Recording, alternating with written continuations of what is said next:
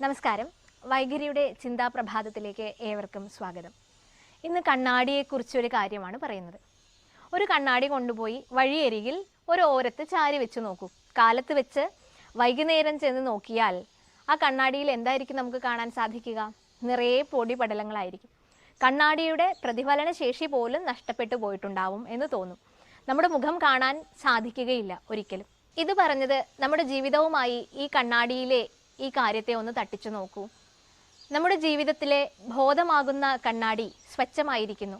അതിൽ നമ്മളുടെ അനുഭവങ്ങളും സ്മരണകളും അടങ്ങുന്ന പൊടിപടലങ്ങൾ കൊണ്ട് ആവൃതമായിരിക്കുന്നു. ബോധത്തെ ക്ലിയറായി നമുക്ക് കാണാനേ സാധിക്കുന്നില്ല. ഈ പൊടിപടലങ്ങളാണ് പിന്നീട് നമ്മുടെ കർമ്മഭാണ്ഡമായി വാസനാസഞ്ചയമായി ഒക്കെ മാറുന്നത്. ഇത് നമ്മുടെ ബോധം എന്ന കണ്ണാടിയുടെ ദർപ്പണത്വത്തെ തന്നെ ഇല്ലാതാക്കി കളഞ്ഞിരിക്കുന്നു. ശ്രീനാരായണ ഗുരുദേവൻ കണ്ണാടി പ്രതിഷ്ഠകൾ നടത്തിയിട്ടുണ്ട് ധാരാളം. അതിലൂടെ അദ്ദേഹം ഉദ്ദേശിച്ചിരിക്കുന്നത് ഇത് തന്നെയാണ്. നിങ്ങളുടെ ഉള്ളിലുള്ള സ്വത്വം നഷ്ടമായിരിക്കുന്നു.